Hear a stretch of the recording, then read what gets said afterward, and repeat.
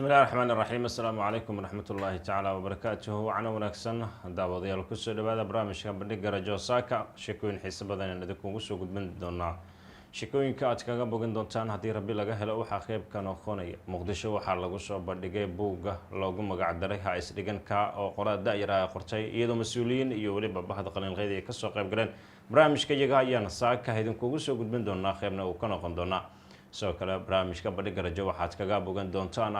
magaalo caan ah hataa oo la sheegay in dadkii wada go'aansadeen in aanay magaalada ka isticmaalin ama aysan cabin waxa la yiraahdo sigaarka magaaladaasi oo ay barnaamijkeena kugu soo gudbin doona tusaha caafimaadka kama marnaha barnaamijka sheekooyin kale oo aan idinka qarinaya idinku soo gudbin doona aniga Ashraf ayaan ahay waa soo saaray waan idin la socodsiinaya dhiblaawa ayaa farsamada kaamirada gacanta ka siinaya wana mar kale barnaamijka badhig garaj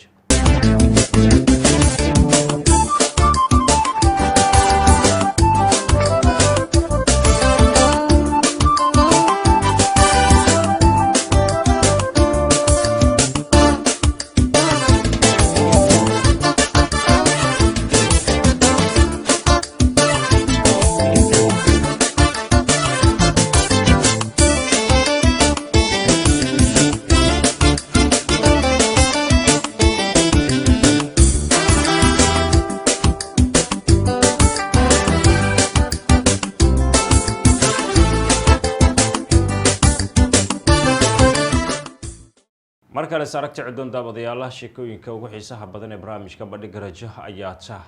dulmarkoodii daawateen iyagoo inta ka sii faahfaahsan ku soo dhawaada muqdisho waxa lagu qabtay bandhiga buuga isdhigana waxa ka soo qayb galay mas'uuliyiin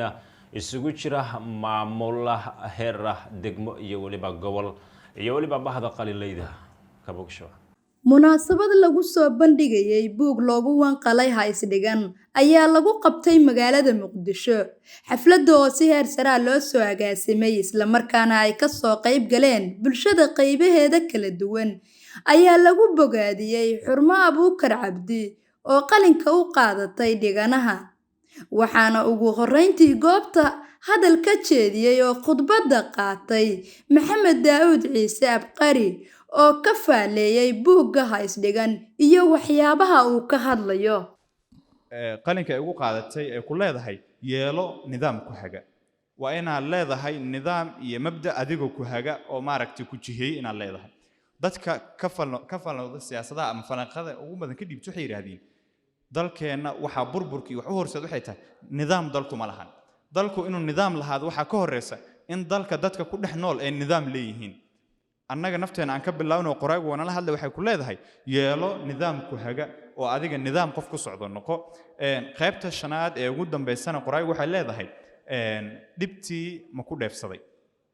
waa hadda bogga 85aad ee buugga ku falanqeynaysa waxay leedahay dibta ma ku dheefsaday runtii dheef walbaana waxa ka horeyso dib iyo saxariira ka horeyso dhamaanteen waxa qalbigeena buuxa diinta islaamka qalbigeena buuxda awood badan noo leh diintaas islaamka waxay ku imaatay dib dada loo soo adoonsaday dada dhagaxyo dusha laga saaray nabiga maaragtay deegaankiisa laga soo ceeriyay xaqiiqatan dibtii ma ku dheefsaday waxay ii soo sawirtay dhibaatadii uu ka soo maray rasuulka sallallahu alayhi wasallam diinteena uu ka soo maray galabtana waa galab jimco hal mar ku salino sallu ala nabi allahumma salli ala muhammad intaas waxay ahayd shantii ugu cajiibsaneed ee buugga iga cajiib gelisay aqoon-yahano badan faalayaal badan galabtii runtii meeshan wax ka soo jeedin doona anigoo waqtiga beeqaaminayo fursadna siinayo waa cabqariyo idan leh galabnimo wanaagsan dhankiisa waxaa dhiirigelinaya dardaaran u jeediyay dhalinyarada Najiib Cali Cosoble aasaha maxadka Hubaal marka koowaad waxaan u mahadcelinaynaa Allah subhanahu wa ta'ala Allah soo suurtageliyay anagoo dhalinyaro badan iyo qaasheena iyo dhalinyaradeenna iyo dadkeena hal doorada ah inaan isku imaano inagoo doonayno inaan ka wada hadalno wax danteena iyo danta dalkeena iyo danta diinteena ay ku jirto waayo hadal Abaan Hiraawi dhahay wuxuu ahaa qalinka wax suureeyo kugu sima halka doonto waxaan aad ugu mahadcelinayaa gabadhan walaasheeda daada yar ee Xurmo Abuukar Cabdi ee qorta buug aad u muhiim ah buugana muhiimadiisa waxa ka garan kartaa oo magaciisa la isdhigan yani isdhigan waxay tahay adiga yani procrastination ha sameenin ha caajisin yani adiga nafsadaada meesha hor u wadiga adiga isku dhigin Soomaalidu waxay dhahdaa sac ninkiisa seenta uga fadhiya lama kicin karo sacninkii lahaa oo seenta uga fadhiyo ma la kicin karo marka waa buug aad u muhiim ah ana waxaan rabaa buuggaas laba aragti oo ku saabsan bes inaan ka sheego oo buuggan qof walba aan filayo inuu ugu tegi doono humaaga guud hadda ka hor waxaa jirtay laba nin oo addoon ah addoon waa naqaanaa soomaan waa qof uu qof leeyahay suuqaa la keenay labadii nin waxaa loo keenay yacni in la gado nin bay addoon u ahaayeen ninka wuxuu doonaya labadaa nin inuu gato labadii nin boqortooyo masar xilliga ay haysatay markaas waxaa la war labadiina nin wax codsada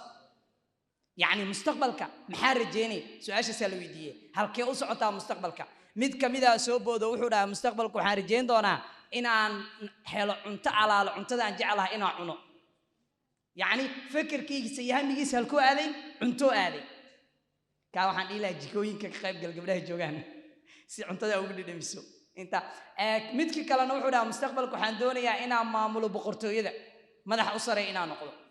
muddo nolol dheer kadib qarniyaad kadib ayaa waxaa dhahday nin walba meeshuu hiigsanayo gaaray kii wuxuu noqday maqaayadda u weyn dalkaas masar ayuu wuxuu ka noqday kibiyeri kii kalena boqortooyadii ayuu qabsaday ana marka mid ah indhaha galabta dhalinyaro yaa lis dhiganin guddoomiyihii hore ee haweenka qaranka Caasha Cumar Geesdiir ayaa dhankeeda dhiirigelisay gabadha qortay buugga Ha Isdhigan aad u qiimeeyaa luqadda ay ku qorto af Soomaaliga ah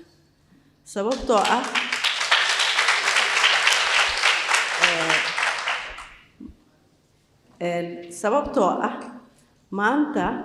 ku dayasho waxaa mudan oo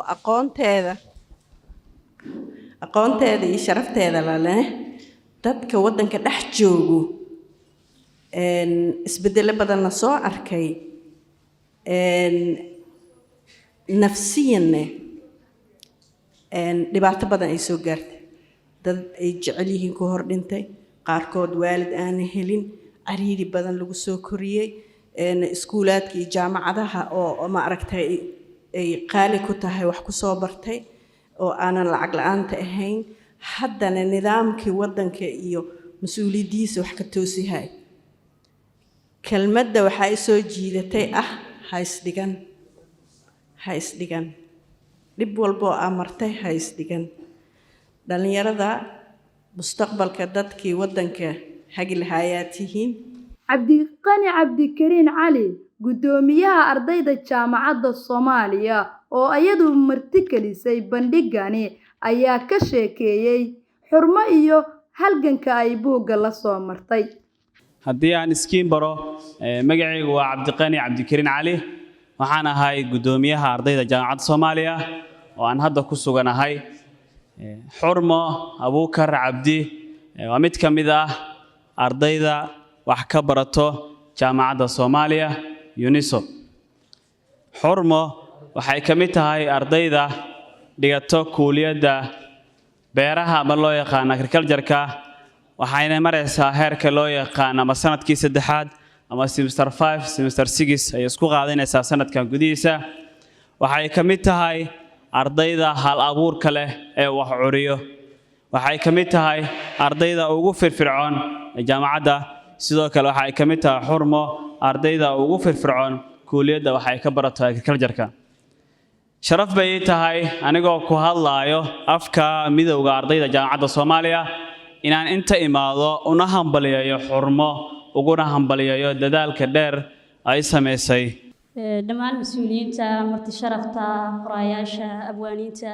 iyo dhammaan ka soo qaybgalayaasha bandhiga buugga waxaan idinku salaamayaa salaanta islaamka awalan salaamullaahi calaykum waraxmatullaahi tacaala wabarakaatuh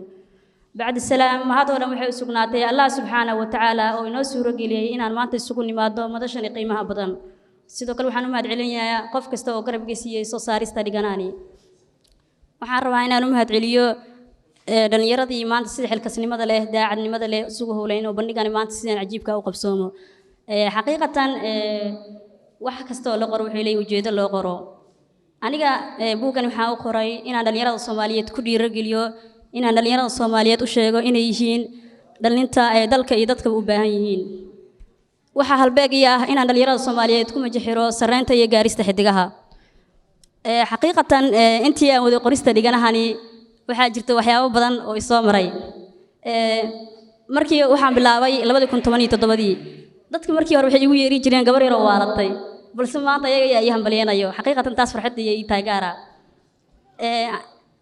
hadalka ma rabo inaan sii dheereeyo maadaama waqtigan kulaalayo dad badan oo martiyaan ay fadhiyaan waxaa jiro maanso yar oo dhiirigelin ah oo aan rabo inaan kusoo koobo maansadas waxaan ugu magac daray hadafkaan hirgeliya waa dhigayga qofka markuu yahay qof alabuuraa waa qof matala bulshadiisa waa qof wax u curiya qofkaan wax curi karin in yar ila dhagaysta maansada bal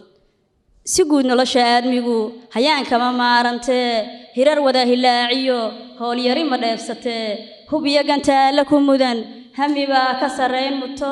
hanka loo hiran waayiyo fadhiidnimo ma doorateen heerka mid la gaariyo habeen aan jiif la ladi karin halkan doorka muuqdiyo halkaa sare gaaristeeda higsiga igu baalmaray hoolyari maalmeed iyo hurdaba dhan uma batee hadafku waa door dhigan iyo nolosha hub lagu dhoortee